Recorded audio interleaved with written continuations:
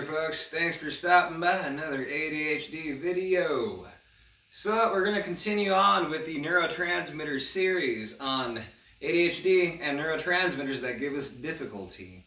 So if you haven't checked out the other videos, there is a link above to the playlist where we discuss dopamine, norepinephrine, serotonin, and the rest of the gang, so to speak. So check those out. It's important to understand what these neurotransmitters and lack thereof does. We have a lot of gene mutations, and sometimes we have difficulty due to our diet or other factors we might not even be aware about. So being knowledgeable about how to help out these neurotransmitters is crucially important and can be quite beneficial when trying to tame the ADHD symptoms. So for today's topic of focus, we will be focusing on B12. That's right, the vitamin B12. An important component of ADHD difficulty comes from a lack of B12. So let's get a little familiar with this little vitamin that's not so little, but quite large in its importance when it comes to ADHD. Let's take a look.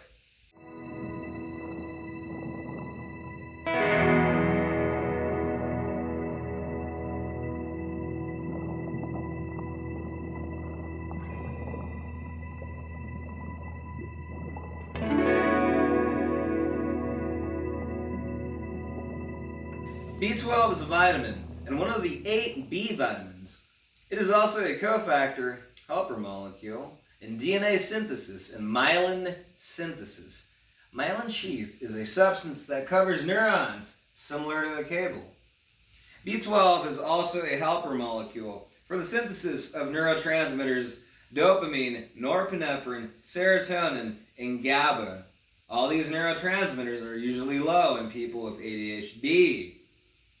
So as we can see, this little vitamin is quite vital. It's important for the synthesis of myelin sheath and of these important neurotransmitters, which, by the way, people with ADHD lack. Dopamine, serotonin, norepinephrine, etc., etc. This causes a lot of problems. Let's take a look at what happens when we lack B12. What are the rest of the problems? There's quite a bit. Let's find out.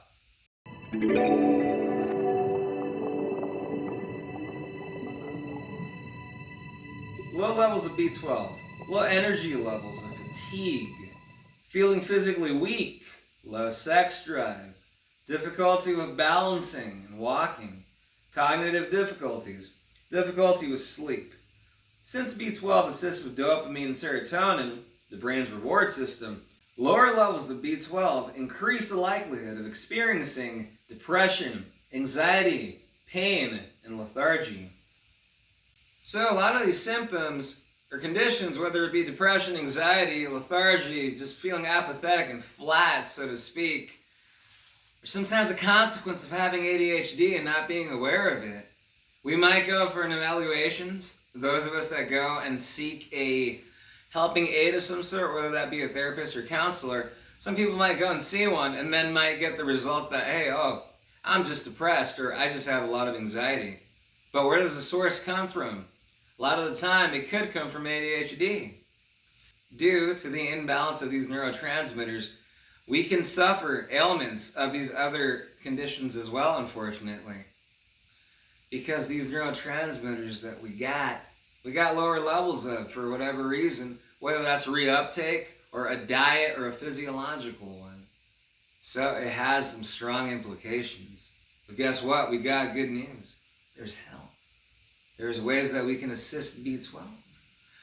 Now, I don't know if you've noticed, but we do not have the same diet and lifestyles that our nomadic ancestors have. Most of the time, most of us are sitting on our keisters, on our phone, on the computer, doing whatever have you, work, socializing, not working, working hard, hardly working. You see where I'm going. So what ends up happening is we don't get a lot of exercise. We don't get a lot of physical activity. And a lot of us, unfortunately, the ADHD, we get stimulated by certain foods that might not be the most healthy for us, right? And because of an unhealthy diet, it creates an even bigger problem because the imbalances of the neurotransmitters that we already have difficulty with get even lower. That's right, lower. So it just complicates the whole thing. It sucks. But fret not. There is help, and it takes effort, and it takes, most importantly, follow-up. But it's possible. And if you really want it, and if you really want to change, what I mean by want it is want the improvement, to want to take care of the ADHD.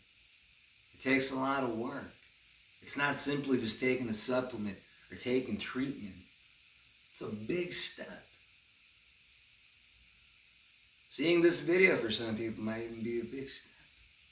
Sorry to sidetrack, but for those people who want to start working on themselves, the initiative starts with you. You gotta want it. You gotta feel like there's no other choice. And a lot of us with ADHD have arrived at that point. And a lot of us also haven't. What's it gonna take for the individual to want to change? What's it gonna take for you to want to change? For me, it took a lifetime of just multiple failures back and forth and misunderstandings, and I knew I was different. And I feel blessed to have figured out that I have inattentive ADHD. I feel even more blessed to have an option. So, speak to your healthcare professional. See if supplements might be an option for you. I have a link above to a playlist of supplements and how they can help out those of us with ADHD. Because some people don't want to try medication, too much side effects. Supplements can assist with side effects. And for those people who don't want to take medication, sometimes supplements and other treatment options are available. We have options. That's what's important. So anyway, enough of the infomercial. Let's see what we can do to help out B12. Let's take a look.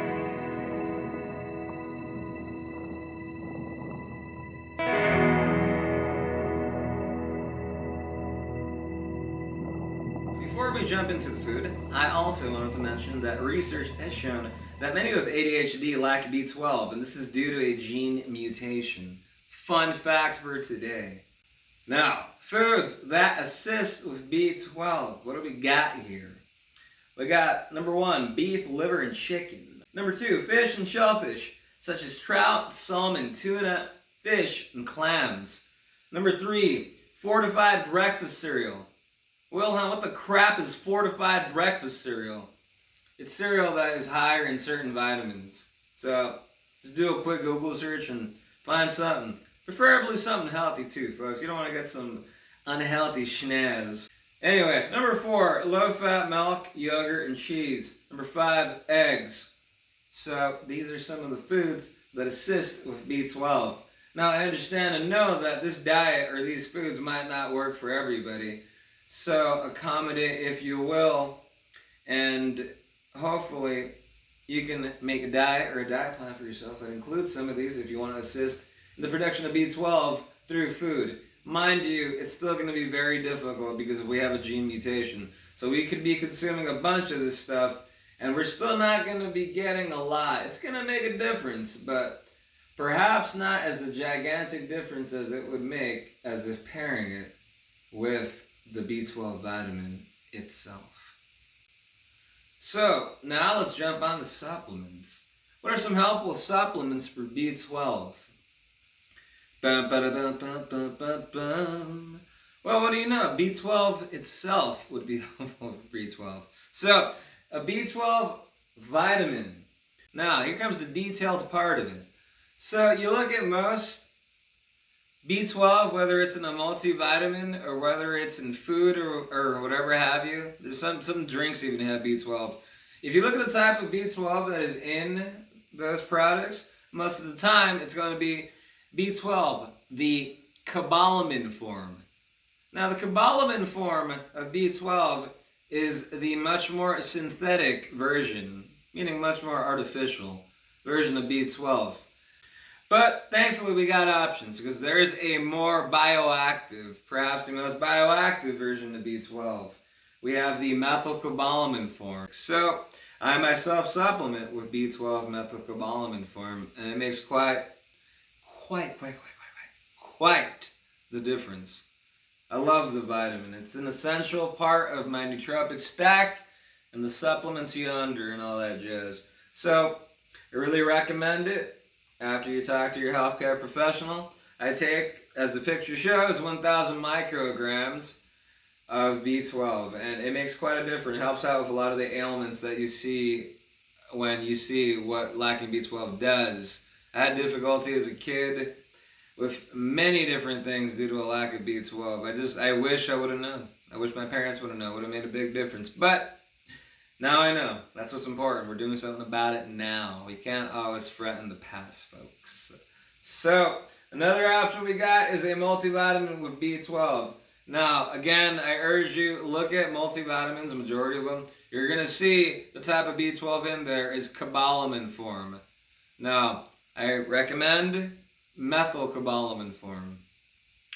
Believe me, the methylation process when it comes to ADHD, some researchers are even saying that they believe the methylation process or the issues thereof with ADHD are implicated through an issue in the methylation process. And while that is quite the thing to grasp when you really think about it, when I was researching methylation and the lack thereof, I saw how many symptoms are caused because of that. And for some people, it very well could be a lack of methylation. Hint, hint, that'll be the next video in this Neurotransmitters ADHD series. Because methylation is really important. And rather than calling it a neurotransmitter series, at this point it's more of a physiological series. So, anyway though, you want to get the methylcobalamin form, part of the methylation process familia and all the details that entail. So, that about covers it for the details that entail B12 and the gene mutation that we have due to ADHD. So we're going to get a lot less B12, even if we consume a lot of food with B12 due to that gene mutation, we're not going to have enough of it. Sometimes maybe having a diet that is helpful for B12 and also perhaps pairing that with a supplement or a lifestyle that assists with B12 can be of great benefit to that vitamin that is so crucial in our diets and in our life, especially if we have ADHD. So folks, that wraps it up for today. This is Wilhelm, your ADHD comrade. Over and out.